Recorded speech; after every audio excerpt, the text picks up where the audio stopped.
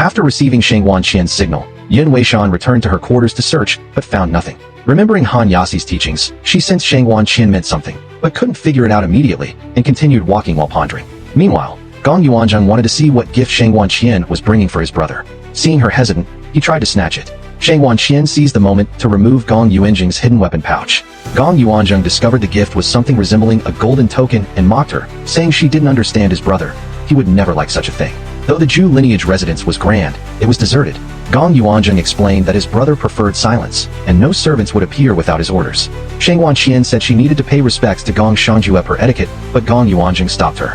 Then he brought out a bug to scare her, asking if she dared to undergo a lie test. If she lied, the insect's sharp legs would pierce her skin, and she would rot to death within an hour. Shang Wanqian feigned panic, but firmly took the bug, revealing that Gong Yuanzheng was merely testing her. A servant brought food. Shang Wanqian tested it with a silver hairpin and found no poison. She also checked the surroundings. Everything seemed normal. After tending to some spirit herbs, Gong Yuanzheng realized his hidden weapon pouch was missing. He had only interacted with Shang Wanqian and suspected her, ordering a search of her room. Shang Wanqian acted enraged and accused Gong Yuanzheng. Gong Shangjue arrived. Shang Wanqian hoped he would speak on her behalf, but he only listened to his brother and allowed the search to continue. When nothing was found in the room, they searched Shang Wanqian's person. Even when she shed tears, Gong Shangjue remained unmoved. The guards found a pouch on her, but it contained a jade pendant meant for Gong Shangjue. Then someone brought over Gong Yuanzheng's missing pouch, saying Gong Ziyu had found it by the river. Gong Shangjue ordered Gong Yuanzheng to apologize to Shang Wanqian, and the matter was temporarily resolved. Gong Shangjue asked how she came by the jade pendant. Shang Wanqian recounted that years ago, Gong Shangjue had coincidentally saved her, and the jade pendant had fallen from him at that time. It turned out that after stealing Gong Yuanzheng's pouch, Shang Wanqian placed it in a marked spot while he wasn't watching. Yun Weishan found it and handed it to Gong Ziyu, who recognized it and had it returned.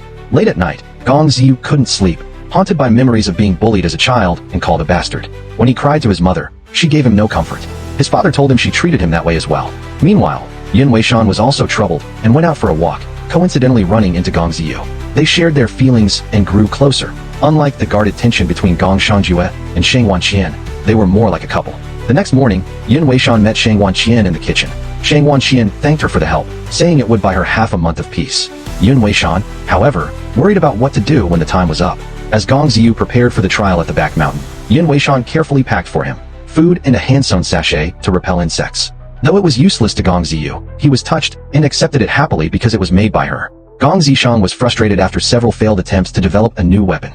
After yet another explosion, a young man who called himself Xiao He pointed out the problem. Gong Zishang was impressed by his insight and kept him around. When Gong Ziyu left, Yun Weishan offered to accompany him to the mountain entrance, but was refused by Jin Fan and Gong Zishang. She could only urge him to take care. Gong Ziyu looked at her gently and reassured her to wait for his return. Yun Weishan noticed that Jin Fan looked troubled and suspected he knew something. Though he had taken an oath, she questioned him with nods and shakes. When she learned the first trial tested internal strength, she offered to help Gong Ziyu. If he died, she wouldn't survive either. Gong Zishang said she didn't know martial arts and would only be a burden. Yun Weishan countered. If she could defeat Jin Fan, would she be allowed to help Gong Ziyu? In the ensuing match, Yun Weishan beat Jin Fan, but he recognized her sword technique belonged to the Qingfeng sect, which had been under Wu Feng for years. Jin Fan then pressed his sword to her and demanded to know who she really was. Yun Weishan explained pitifully that she came from an ordinary family and that over a decade ago, her father, while doing business, happened upon Zhuo Mei, who was being pursued by the Qingfeng sect. He saved her, and Zhuo Mei, out of gratitude, taught Yun Weishan the sword technique. However, Jin Fan did not believe this explanation. Yun Weishan added that Zhuo Mei had another motive. She wanted revenge and entrusted Yun Weishan to avenge her. Zhuo Mei had once been betrayed by her senior sister over love. Gong Zishang had heard of Zhuo Mei, who had stirred up a great commotion in the martial world back then. Since Zhuo Mei had passed away, they couldn't verify Yun Weishan's story, but they could see her sincere intention to help Gong Ziyu. So, Jin Fan and Gong Zishang agreed to let Yun Weishan assist Gong Ziyu in his trial in the back mountain. Yun Weishan continued to play her cards, claiming she had heard from Shang Wanqian that Gong Shangjue and Gong Yuanzheng were plotting against Gong Ziyu, although she didn't know the exact details. This statement finally made Gong Zishang and Jin Fan lower their guard and start planning how to send Yun Weishan into the back mountain. Gong Zishang clung to Jin Fan every day, which irritated him but left him helpless. Gong Zishang knew Jin Fan was utterly loyal to Gong Ziyu, yet she jokingly tested her importance in his heart, whether she or Gong Ziyu mattered more. Jin Fan deeply bowed and chose Gong Ziyu. Although Gong Zishang had expected this outcome, it still hurt her, and tears welled up in her eyes. As Gong Ziyu entered the cave, he encountered Elder Yu, who worried that Gong Ziyu, new to such an environment, might not adapt well and decided to accompany him for a while. As per tradition, Gong Ziyu had to be blindfolded. While walking, Elder Yu reminded him not to hesitate in his actions and not to regret his decisions. He wasn't doing this for himself anymore, but bore the future of the entire Gong family, and hoped he could stay firm on this path. Gong Ziyu silently counted the steps and asked Elder Yu if he was being led in circles. Elder Yu praised his carefulness and explained they were ascending, not moving on the same plane. Elder Yu led Gong Ziyu out of the cave. When Gong Ziyu removed the blindfold, he was faced with his first trial, the Snow Palace. He hadn't expected to see such a snowy scene in the back mountain, but he had no time to admire it, eager only to pass the trial. Young Master Xue and Xue Zhongzi welcomed him.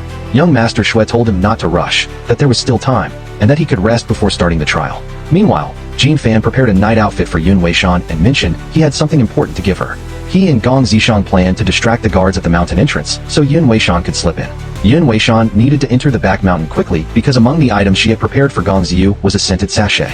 She could use the scent to find him, but the scent would only last for a maximum of 12 hours. Any delay would make tracking him difficult. Upon entering the cave, she found that the scent had nearly dissipated due to the smell from the candles lining the walls. The cave was filled with traps, so Yun Weishan tied up her braid and cautiously moved forward. Xue Zhongzi led Gong Ziyu to a room to rest and gestured for him to eat. Gong Ziyu thought he was mute, and Xue Zhongzi simply played along. Young Master Xue lamented the increasingly dense miasma in the back mountain and hoped the new sword wielder could bear the responsibility and improve the environment. Xue Zhongzi didn't have much faith in Gong Ziyu, given his low evaluation within the Gong family. Xue Zhongzi handed a jade ring to young Master Xue, asking him to take Gong Ziyu to the Ice Lotus Pool for his trial. The pool was located in Gong Ziyu's room. Young Master Xue used the ring to unlock a tightly shut door, and the three entered a cold-filled room. He explained the first trial. Beneath the cold pool lay a treasure chest containing the long-lost 3 frost techniques. Gong Ziyu had to endure the extreme cold and dive to retrieve the technique to pass.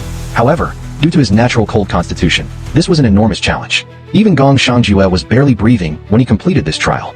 Both young Master Xue and Xue Zhongzi were not optimistic about Gong Ziyu's chances. In the Zhu lineage courtyard, Shang Wanqian led the servants in planting azaleas. Gong Shangjue saw this and was furious, accusing her of making assumptions about his intentions. Gong Yuanjing added fuel to the fire. Gong Shangjue ordered the servants to remove everything except the white flowers. Shang Wanqian felt a bit disappointed, but the servants were excited. Gong Shangjue's change hinted that Shang Wanqian had a place in his heart. Ming Wuji, seeing Gong Zishang troubled by love, felt some pity. She advised Gong Zishang to embrace her role as palace master and perhaps use the play hard to get strategy. Maybe someday, Jin Fan would be chasing after her. When Ming Wuji returned to her room, she found the Gong Shangjue brothers had entered uninvited. Knowing they wouldn't come without a reason, Gong Yuanjing stated they wanted to know Gong Ziyu's background. Gong Shangjue promised to help Ming Wuji leave the Gong residence and ensure no trouble would come her way. Ming Wuji asked why they were so interested in Gong Ziyu's origins. Gong Shangjue replied that he didn't care personally, but if Gong Ziyu were to become the sword wielder, the truth must be uncovered. Yun Weishan failed to pass through the traps in the cave and was knocked unconscious. Xue Zhongzi rescued her and prepared an antidote, though he was suspicious of her identity. She claimed she had mistakenly entered the back mountain, yet she wore a night outfit. Gong Ziyu had not fully prepared for the cold pool trial and returned to his room to warm up. Young Master Xue made him an herbal soup with snow lotus. Suddenly, they heard a commotion outside and rushed out to see Xue Zhongzi fighting with Yun Weishan. Gong Ziyu tried to intervene, but young Master Xue stopped him. Yun Weishan was clearly no match for Xue Zhongzi. If you love the story, subscribe for the next episode.